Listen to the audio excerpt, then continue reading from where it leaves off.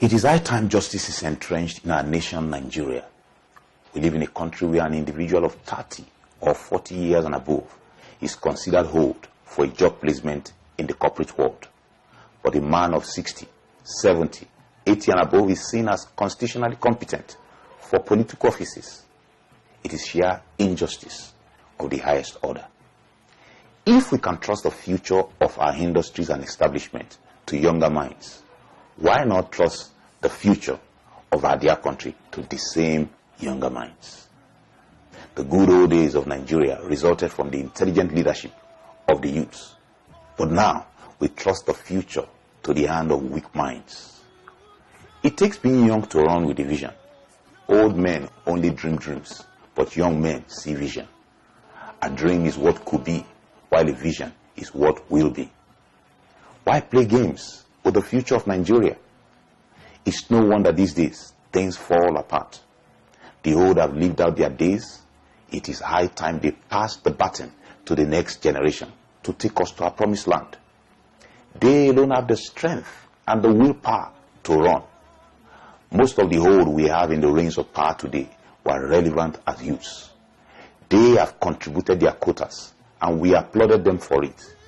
But to think the new generation of youths or younger minds do not have what it takes is an aberration and wickedness.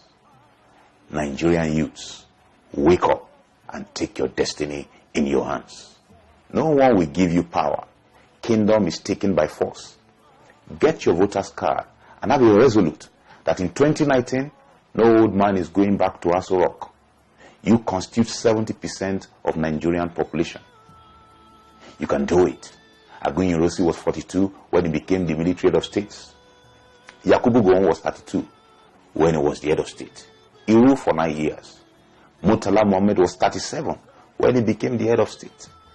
Olusegun Obasanjo was 39 when he was military head of state. Ibrahim Babangida was 44 when he became the head of state. He ruled for 8 years. This present Muhammadu Buhari was 41 when he intercepted democracy and became a military head of state. In this 21st century, he was still able to bewitch the unobservant and made his way to head the same system he truncated. Shame on Nigerian youths. Audu Ogbe was Federal Minister of Communication at the age of 35. At 70, he is still a Minister of Agriculture. What a shame on this generation. Are we so much in drought of brilliant minds? How could we have preferred these crops of leaders in a nation where we have brilliant minds, home and abroad? Justin Trudeau, the Prime Minister of Canada, is 45. Emmanuel Macron of France is 40. Jacinda Ardern of New Zealand is 37. Juri Ratas, the Prime Minister of Estonia, is 39. George Weah of Liberia, very close to us, is 51. You are not leaders of tomorrow, but today. They are consuming your today and tomorrow. Our youths are now consoling themselves with the juice of the entertainment industry when they can have the entire banquet. Former President Olusegun Obasanjo, perhaps apologizing and restituting on behalf of his generation, recently said, our youths should be empowered to deploy their ability to learn, innovate, and work energetically at ideas and concepts in which they can make their own original inputs. Youths must be part of the action today and not relegated to leadership of tomorrow, which may never come. Change that will mean enhancement of living standard and progress for all.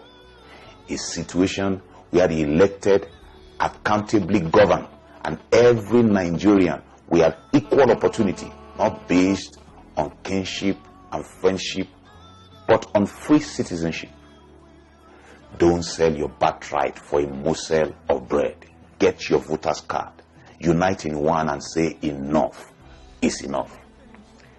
If you are 18 years and above and you do not have a voter's card, why pray for Nigeria? Don't bother to pray, because evil triumphs when good people refuse to do something. The first step to answer prayer is get your voter's card. The second step is voting out this present government. If you fail to do that, you have no right to challenge the battered economy. the series of suicide cases, the incessant killings of innocent Nigerians, the insecurity, unemployment of over 16 million youths, the unfair educational quota system favoring one region against merit from other regions, the unjustifiable queue in filling stations, the impending Fulani colonization and assumed supremacy. I believe you are as much as willing as I am to see a new Nigeria. Then, don't just like this message. I want you to share it and let the revolution begin.